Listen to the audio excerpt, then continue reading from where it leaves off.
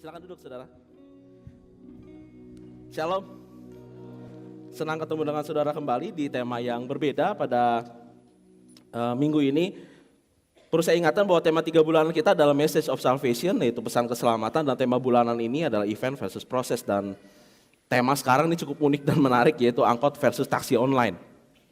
Jadi, mari kita buka dulu ayatnya, Roma 10 ayat yang pertama sampai dengan ayat yang ketiga. Roma 10 ayat yang pertama sampai dengan ayat yang ketiga. Kalau saudara jeli, memang pada bulan ini kita akan banyak membahas mengenai Roma pasal yang ke-10 ini. Roma 10 ayat yang pertama sampai dengan ayat yang ketiga sudah ada di depan. Jadi saya akan bacakan untuk saudara. Saudara-saudara, keinginan hatiku dan doaku kepada Tuhan ialah supaya mereka diselamatkan. Sebab aku dapat memberi kesaksian tentang mereka, bahwa mereka sungguh-sungguh giat untuk Allah, tetapi tanpa pengertian yang benar. Sebab oleh karena mereka tidak mengenal kebenaran Allah, dan oleh karena mereka berusaha untuk mendirikan kebenaran mereka sendiri, maka mereka tidak takluk kepada kebenaran Allah. Saudara lihat ada yang aneh nggak sih sebenarnya di ayat ini? Kalau saya sebenarnya ada yang ironis sebenarnya di ayat yang ini, terutama di ayat yang ke-1 dan ayat yang kedua. Saya ulang nih saudara ya, dikit ya. Ayat yang 1 dan ayat yang kedua. Saudara-saudara, keinginan hatiku dan doaku kepada Tuhan ialah supaya mereka diselamatkan. Sebab aku dapat memberi kesaksian tentang mereka bahwa mereka sungguh-sungguh giat untuk Allah. Top sampai di sini dulu nih. Ada yang aneh nggak? Ada yang ironi nggak? Nih, lupakan dulu nih kelanjutan ayat ini nih. Sekarang mari kita masukkan ke dalam kehidupan kita nih, sehari-hari yang saudara lihat. Seharusnya nih, logikanya menurut saudara. Kalau saudara melihat orang yang giat untuk Allah, terlihat giat untuk Allah, nih Paulus bilang saya jadi saksi dalam konteks orang Israel. Saya jadi saksi bahwa mereka tuh giat loh untuk Allah. Giatnya ini kelihatan. Bukan yang nggak kelihatan. Kan banyak orang bilang saya ikut Tuhan loh, tapi nggak kelihatan di perbuatan, cuma dalam hati doang. Kalau diomongin, kok kamu nggak kelihatan nih? Jangan menghakimi saya. Dia dong dalam hati saya ini cinta Tuhan banget, dibelek gitu hatinya. Tapi buat Paulus jadi saksi bahwa orang Israel itu giat. Giat itu kelihatan. Terlihat benar-benar giat untuk Allah. Dan kata yang dipergunakan untuk giat itu sebenarnya adalah kata zelos. Dan ini zeal dalam bahasa Inggrisnya. Artinya bukan hanya sekedar giat, tetapi pikiran yang bergairah, bersemangat, penuh dengan hasrat, membara, panas, berapi-api. Jadi kalau ngomongin soal giat di sini, saudara balikin lagi nih ya.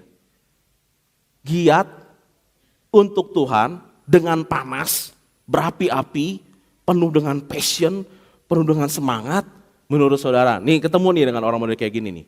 Seharusnya diselamatkan atau enggak?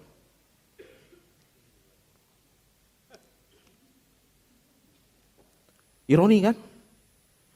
Seharusnya diselamatkan. Banyak ya saya nggak tahu nih sama saudara nih. Tapi kalau saya tanya-tanya dengan beberapa orang, mereka kebanyakan bilang seharusnya sih diselamatkan. Tapi kalau dalam konteksnya orang Israel, kalau andai kata mereka diselamatkan, untuk apa ada doa Paulus di ayat yang pertama? Paulus kan ngomong kayak gini, saudara-saudara, keinginan hatiku dan doaku kepada Tuhan ialah supaya mereka diselamatkan, gitu kan ya. Kalau andai kata mereka udah selamat, ngapain didoain supaya diselamatkan gitu kan? Berarti ada yang salah nih di sini. Ada yang keliru loh di sini. Ada yang nggak nyambung nih di sini. Mari kita masuk lagi konteks sehari-hari.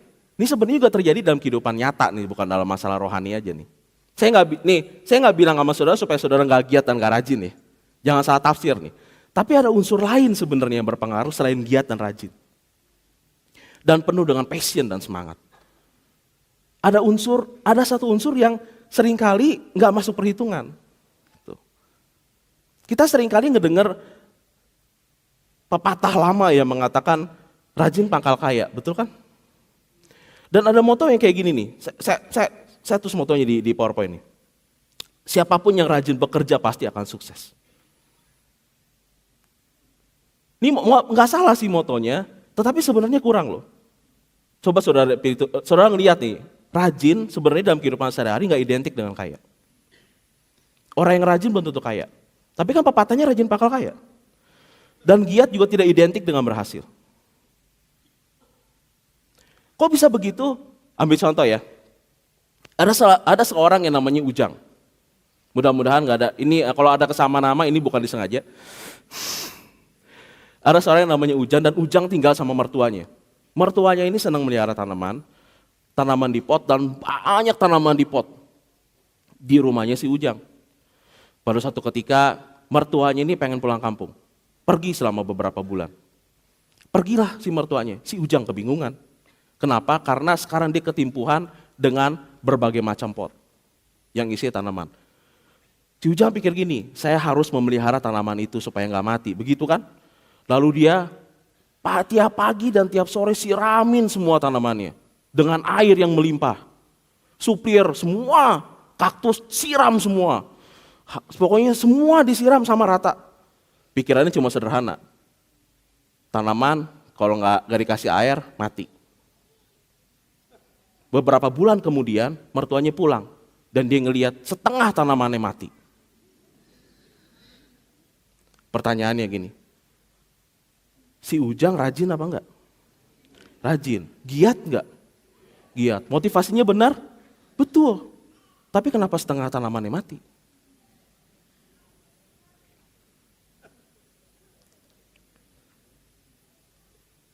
Taruhlah saya lagi rajin-rajinnya sampai kurang kerjaan. Saya mau bikin bata 1000 biji. Kurang kerjaan kan? Tapi saya nggak tahu mau ngapain. Ambil aja tanah terdekat, dibikin kotak-kotak. Pokoknya kayaknya sih mesti dijemur kayaknya. Dikasih air gitu supaya bisa berbentuk terus jemur. Pecah 1000. Rajin nggak saya? Rajin. Berhasil nggak? Gagal total. Lihat bahwa ada unsur yang lain. Apa sih kurangnya orang Israel sebenarnya? Di ayat yang kedua ngomongnya kayak gini nih, lanjutan ini ya. Sebab aku dapat memberi kesaksian tentang mereka bahwa mereka sungguh-sungguh giat untuk Allah. Tetapi tanpa pengertian yang benar. Apa kurangnya? Pengertian. Kata pengertian berasal dari bahasa Yunani epignosis. Yang berarti gini, yang berartinya sebenarnya bukan cuma pengertian loh. Tapi pemahaman, pengetahuan, permenungan.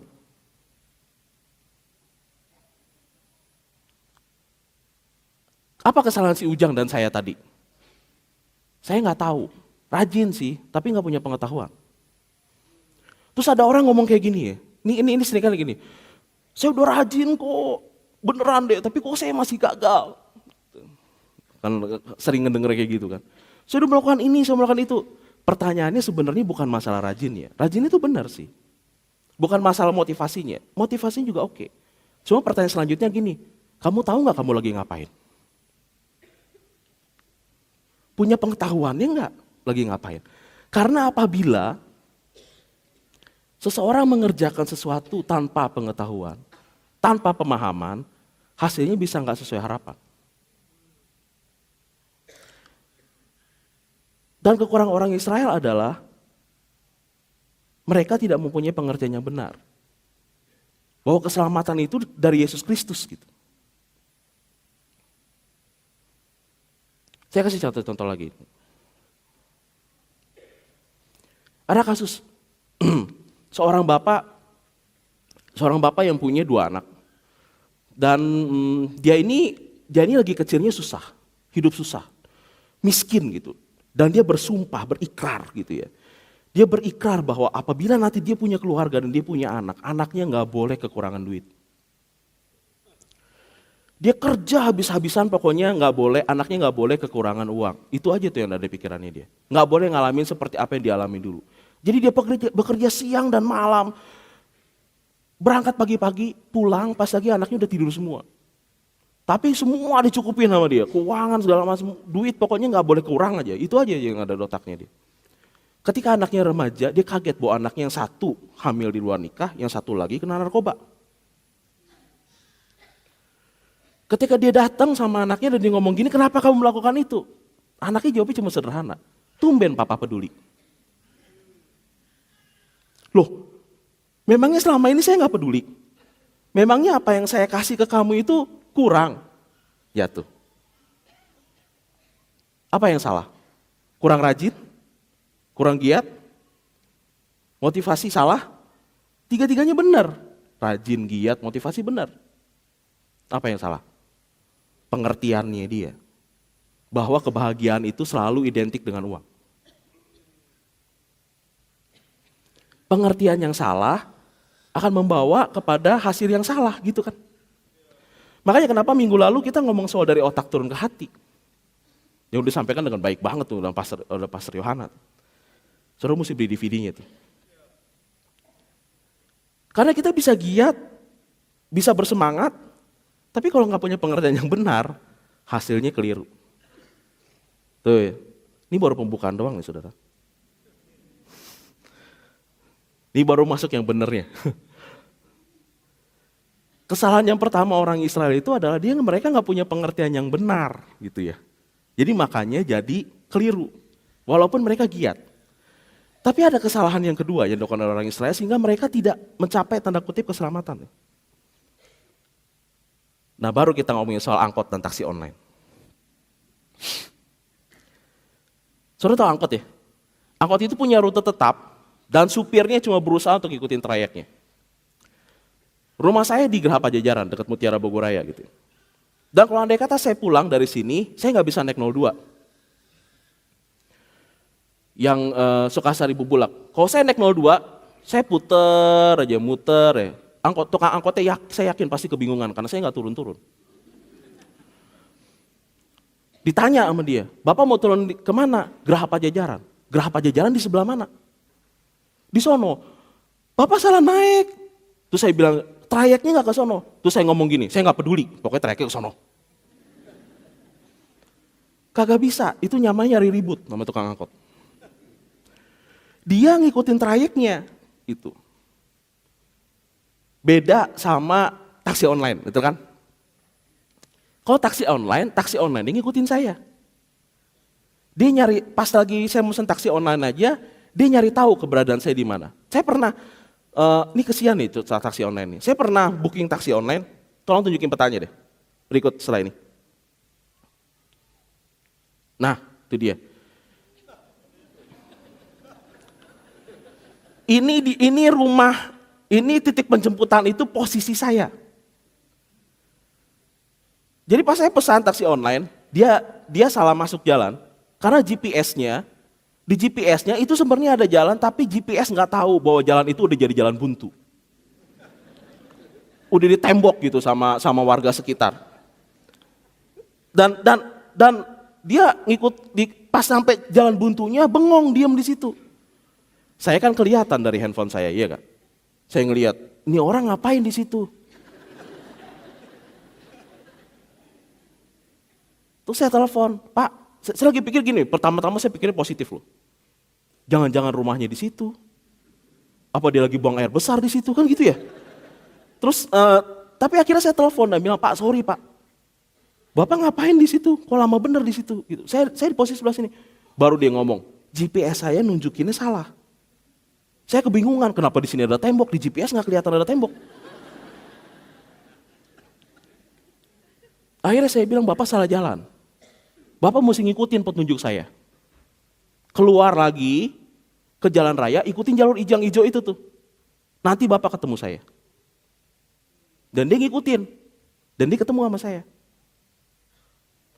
Pas nyampe juga, kemana Pak?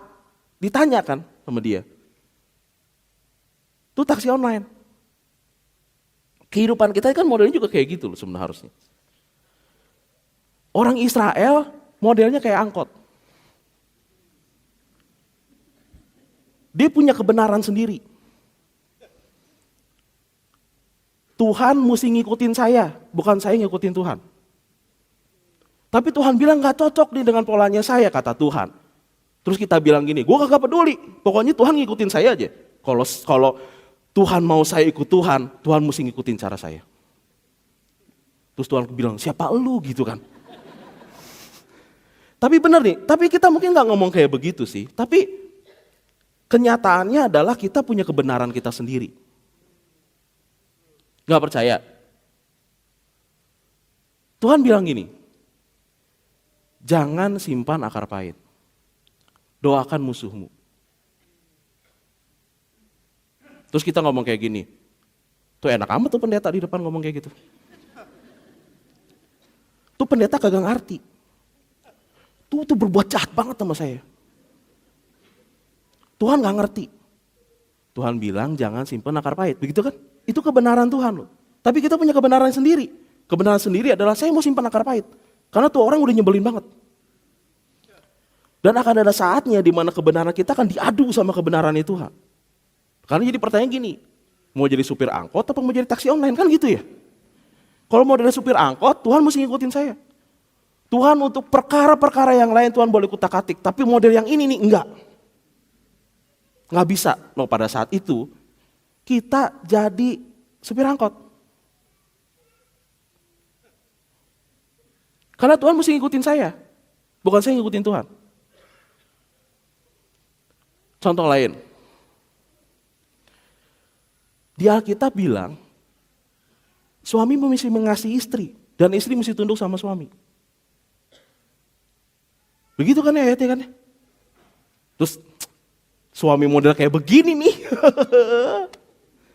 Susah tunduknya. Itu kebenaran sendiri tuh. Dan kita masing-masing punya kebenaran sendiri. Dan suka atau enggak suka, kebenaran kita akan dibenturkan dengan kebenarannya Tuhan. Kalau mau selamat, orang Israel nih keras kepala nih ya, tadi kan dibilang kan. Mereka tidak mencapai keselamatan karena mereka punya kebenaran sendiri. Kita juga gitu nih, mau selamat apa enggak? Kalau mau selamat, jadi taksi online. Kalau kebenaran kita diadu dengan kebenarannya Tuhan, ikut kebenaran Tuhan. Tapi kalau nggak mau selamat, ya jadi supir angkot. Tuhan mesti ngikutin saya. Saya punya trayek, bukan Tuhan. Dan ngomong soal keselamatan, ini bukan ngomong nanti nih ya, bukan ngomong soal surga nih.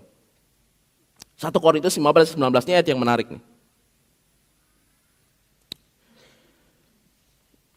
1 Korintus 15-19 mengatakan begini, jikalau kita hanya dalam hidup ini saja nih ya, ada kata sajanya, menaruh pengharapan pada Kristus, maka kita adalah orang-orang yang paling malang dari segala manusia. Maksudnya apa sih? Sebenarnya surat Paulus kepada jemaat di Korintus ngomong kayak begini, orang Korintus itu selamat, tapi mereka fokusnya cuma pada dunia ini. Tapi nggak mikirin nanti dunia akan datang. Jadi fokus di dunia ini. Dan Paulus ngomong kayak begini loh, nggak salah loh untuk keselamatan itu kamu berpikir untuk di dunia ini, nggak salah. Tetapi kalau cuma mikirin itu, kamu orang paling malang. Berarti begini ya, Paulus tidak mengingkari bahwa keselamatan yang kita terima itu berpengaruh di dunia ini, bukan cuma di dunia akan datang. Tapi sayangnya sekarang posisinya kebalik. Kalau andai kata ada surat kepada jemaat gereja sekarang ini, Paulus masih hidup, mungkin dia akan ngomong kayak gini, jikalau kamu berpikir bahwa keselamatan itu cuma untuk dunia akan datang saja, kamu adalah orang paling malang dari semua. Karena seharusnya imbang. Imbangnya kan gini, keselamatan yang kita terima dari Allah, itu harusnya mengubah nilai-nilai kita di dunia ini. Sehingga kita selamat juga di dunia ini. Hidup gak hancur-hancuran, hidup gak habis-habisan, selamat di dunia ini. Dan Tuhan mikirin itu loh. Tuhan gak cuma mikirin dunia akan datang. Makanya kenapa Alkitab itu banyak peraturan-peraturan nih. Nanti kita ngomongin nih masalah ini. Karena Tuhan begitu peduli dengan kita. Dan Tuhan mau supaya kita juga selamat di kehidupan kita di sini, di bumi.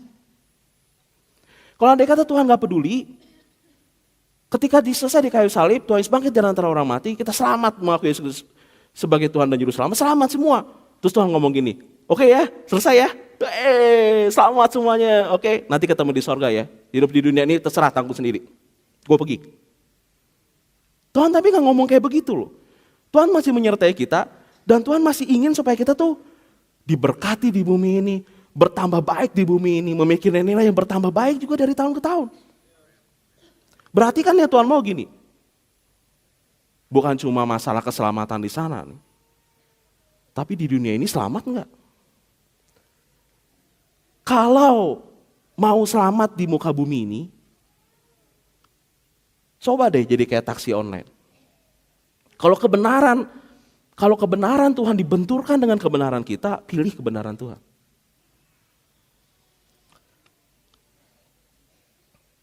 Dan karena kita lagi ngomongin soal taksi online.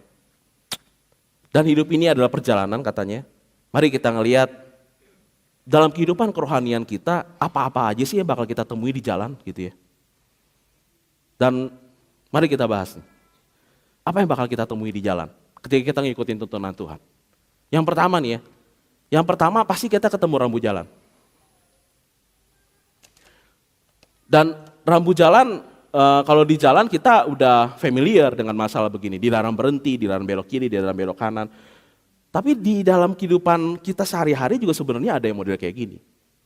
Dalam Alkitab juga penuh dengan hal yang kayak gini. Ada rambu-rambunya. Cuma masalahnya gini, kita seringkali susah diatur, nggak pengen diatur gitu kan. Saya pakai contoh ekstrim ya, kita masukkan ke dalam kehidupan kita sehari-hari. Contohnya ekstrim nih ya, supaya saudara paham. Sekarang kalau andai kata saudara ketemu kabel, tegangan tinggi, next. Nah, lalu ada tanda begini,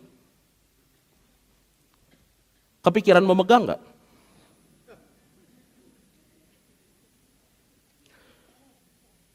Apa ada yang kepikiran begini? Ini ada tanda tegangan tinggi. Ada kepikiran begini, terus ngeliat ke atas, ngeliat tuh kabel. Sayang banget itu kabel ya. Tempat jemur di rumah kurang.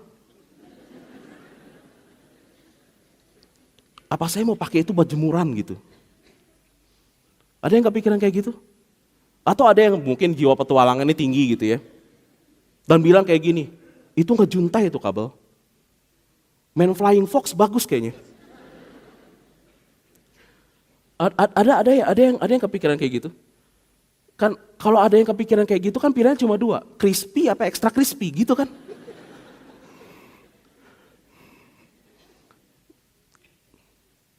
Itu sehari-hari loh kita temuin. Contoh yang lain lagi nih contohnya. Kalau saudara datang ke pantai, nah ada tulisan kayak gini, ada hiu dilarang berenang, mau nyemplung nggak?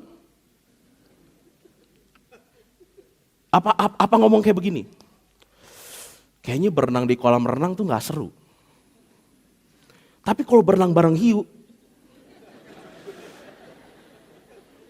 tuh adrenalin tuh, keren gitu kayaknya. Dan siapa tahu saya bisa berenang lebih cepat dari hiu. Ajang pembuktian. Percaya deh saudara, hiu berenangnya lebih cepat dari kita. Nggak usah dibuktiin. Tapi ada yang kepikiran kayak gitu? Kita ngerti loh, ada peraturan-peraturan yang dibuat untuk menjaga keselamatan kita. Kita tahu, kita dengan sangat senang hati dibatasi kebebasan kita untuk nyemplung ke danau, ke pantai yang ada hiunya.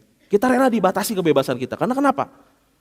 Karena kita tahu persis itu tujuannya baik untuk menyelamatkan nyawa kita. Tapi yang uniknya, kalau ngomongin soal Tuhan, seringkali kita nggak mau dibatasin. Padahal peraturan-peraturan yang ada di dalam Alkitab itu sebenarnya membatasi kita supaya kita tanda kutip selamat di jalan. Ketika Tuhan membilang jangan, itu berarti ada maksud tuh di balik itu. Karena kalau andai kata kamu terobos itu kamu membahayakan nyawamu sendiri. Cuma kita seringkali nggak mengerti gitu. Dan ambil contoh. Jangan berzina. Termasuk seks sebelum nikah kan gitu ya. Tapi saya pernah dengar komplainan ngomong begini. Neil, sorry. Kayaknya udah nggak zaman tuh yang kayak gitu. Semua juga melakukan seks sebelum nikah. Kalau saya argumennya nggak kena tuh. Karena gini, itu sebenarnya dua hal yang berbeda. Peraturan itu peraturan. Entah ada orang yang melanggar atau enggak, peraturannya tetap berdiri. Cuma kita nih kebanyakan ngelihat rambu lalu lintas ya. Dilarang berhenti, semua berhenti. Dan karena semua berhenti berarti peraturannya nggak berlaku. Padahal di dalam Alkitab nggak kayak begitu modelnya. Entah semua melanggar atau nggak melanggar, peraturan itu tetap ada, firman Tuhan itu ada. Dan kalau andai kata kita langgar, kita terima konsekuensinya itu. Ambil contoh nih, Tuhan nggak mundur ketika 100% orang melanggar. Ingat peristiwa Taman Eden? Yang Tuhan ngomong, jangan makan buah pohon ini. Yang makan siapa? Adam dan Hawa, dua-duanya makan. Berarti 100% manusia melanggar. Dan ketika Adam dan Hawa makan buah pohon itu, apa Tuhan nggak? Wah, astaga. Ini peraturan yang gue buat 100% dilanggar. Kalau gitu kayaknya peraturannya terlalu berat ya. Apa kita rubah ya firman-Nya ya? Supaya seenggak-enggaknya jangan 100% yang melanggar. Tuhan nggak pernah ngomong kayak gitu.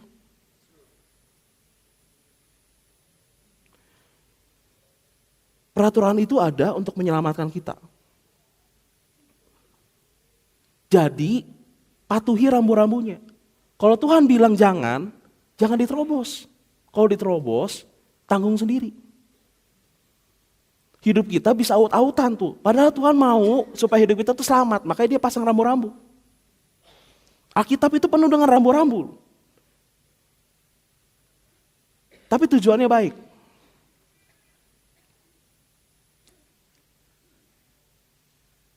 Tapi bagaimana kalau udah terlanjur? Gimana kalau andai kata saya udah terobos rambunya? Nah kita masuk yang kedua nih. Di jalan kita bisa nyasar.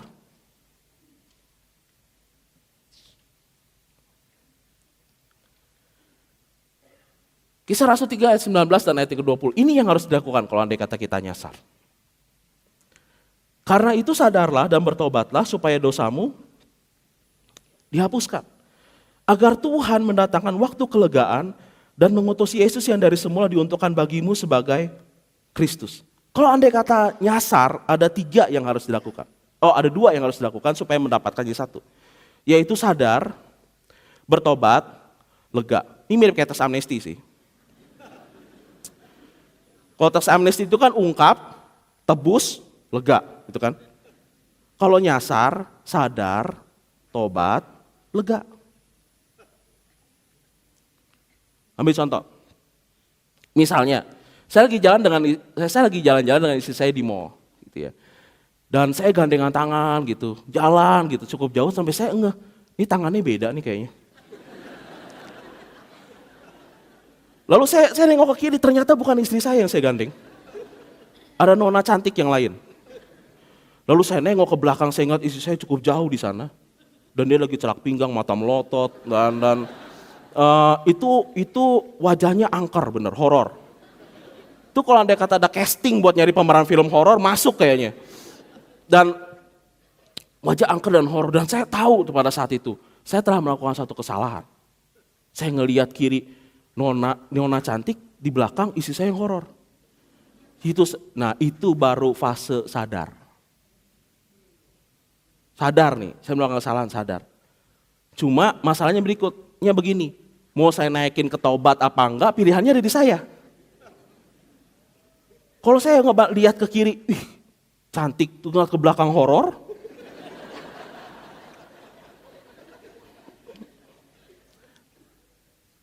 Terus yang sebelah sini ngelihat saya senyum-senyum. Iyalah, ya orang saya imut-imut begini kan ya, gimana apa enggak.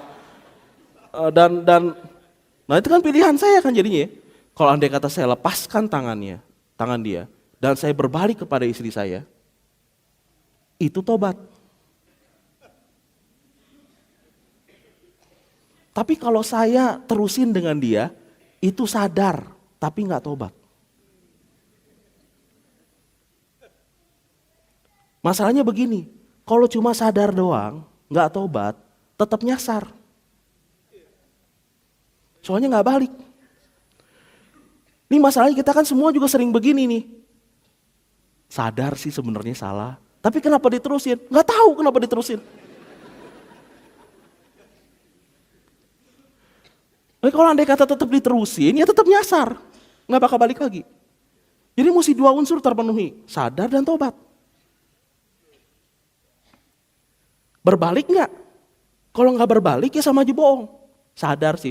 Tapi kan seringkali ngomong kayak begini. Kan seenggak-enggaknya udah sadar. Seenggak-enggaknya udah sadar tetap nyasar.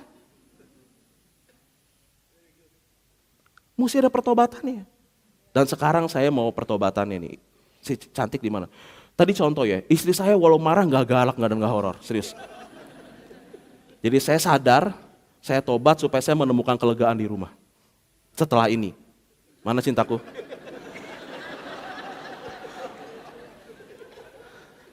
Istri saya nggak horor, istri saya paling cantik di muka bumi ini.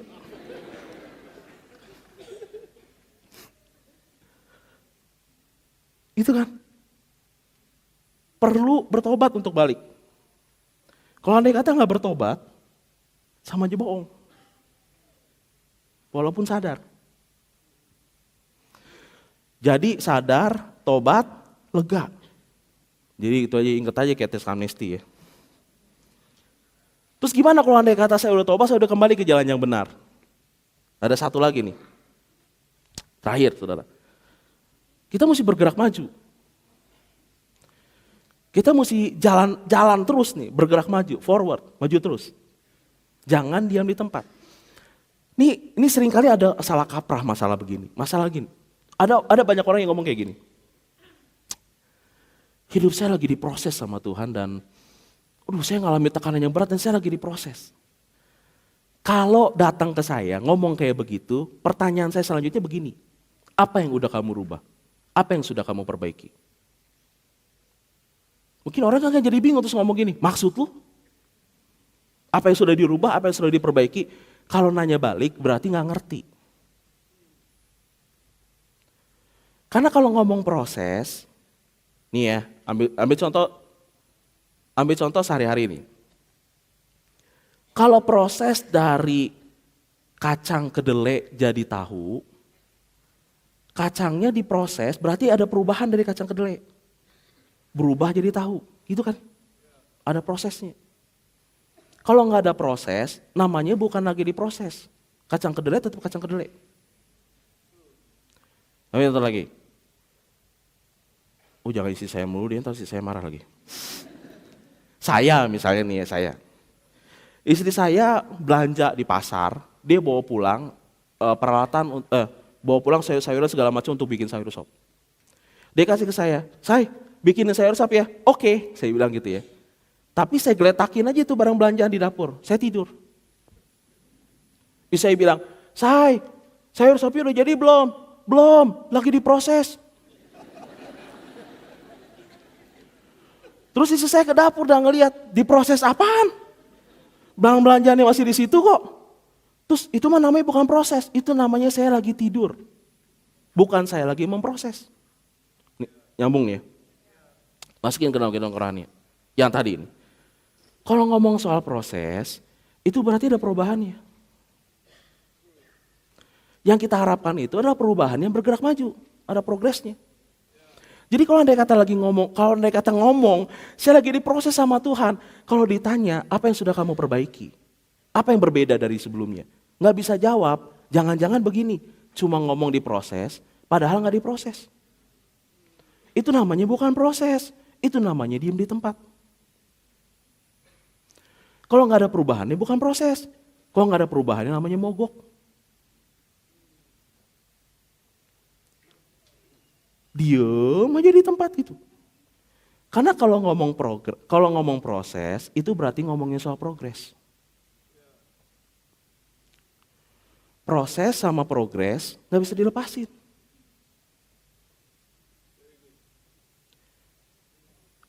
Kalau kita bisa ngomong kita lagi diproses, kalau andai kata kita bisa bilang ada kemajuan loh dalam kehidupan saya. Saya telah dibentuk loh, saya nggak kayak dulu lagi.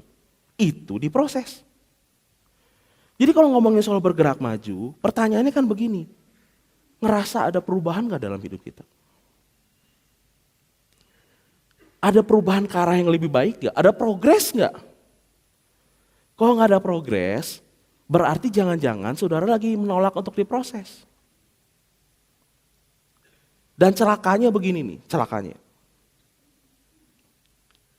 Segala sesuatu yang didiamkan akan cenderung menurun dan rusak.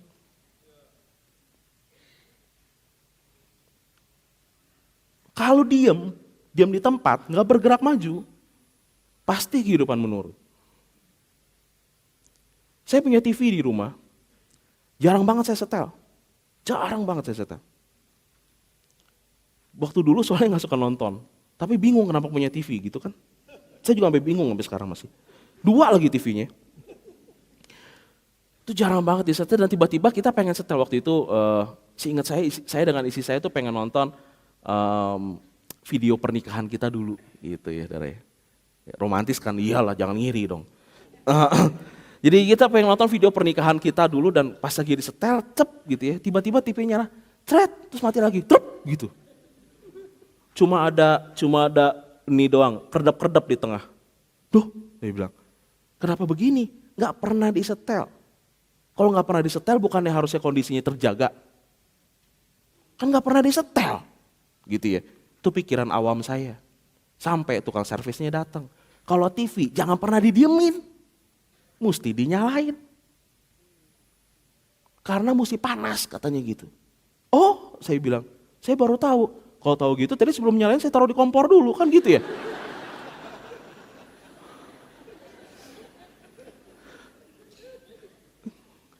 Tapi ternyata TV saya rusak, saya diemin. Gitu juga dengan kehidupan kita loh. Kalau nggak bergerak maju, hidup akan jadi dingin. Dan kalau udah dingin, akan menurun. Dan kalau menurun, lama-lama jadi rusak, tanda kutip. Oleh karena itu jangan biarkan kita berhenti. Tapi kalau nggak berhenti, kalau mau bergerak maju berarti mau diproses. Mau nggak diproses? Ada perubahan nggak dalam kehidupan kita? Saya balik nih, saya simpulkan nih ya saudara ya. Angkot versus taksi online, lagi ngomongin soal perjalanan hidup kita sebenarnya. Jadilah seperti taksi online. Tuhan mau kemana saya ikut. Tuhan mau gimana saya ikut. Tuhan kasih petunjuk deh, saya mau ngapain saya ikut. Dalam firman Tuhan banyak rambu-rambu. Tuhan saya gak mau ngelanggar rambu A, B, C, D. Saya mengikuti apa yang Tuhan mau. Dan kalau saat itu kita dijalankan, kita sebenarnya lagi di dalam proses. Kita lagi dalam perjalanan. Kita gak nyasar. Dan yang lebih heboh lagi gini. Dia adalah Tuhan yang tahu tujuan hidup kita. Kita pasti akan sampai tujuan kita. Kita akan pasti sampai seperti apa yang Tuhan mau terjadi dalam kehidupan kita. Tanyaan gini, mau jadi supir angkot, apa mau jadi supir taksi online? Mari saudara-saudara untuk bangkit berdiri.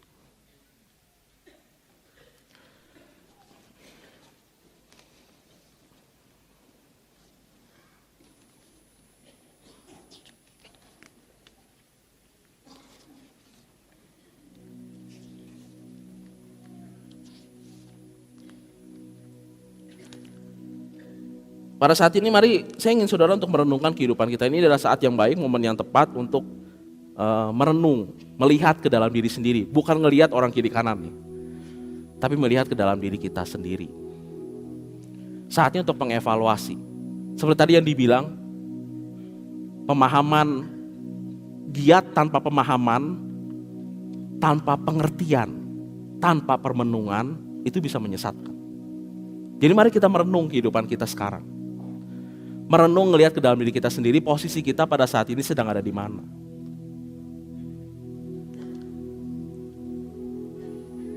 Pertanyaannya gini, apakah kita punya kebenaran kita sendiri yang kita dibenturkan dengan kebenaran firman Tuhan, kita bilang firman Tuhan yang harus kalah, bukan kebenaran saya.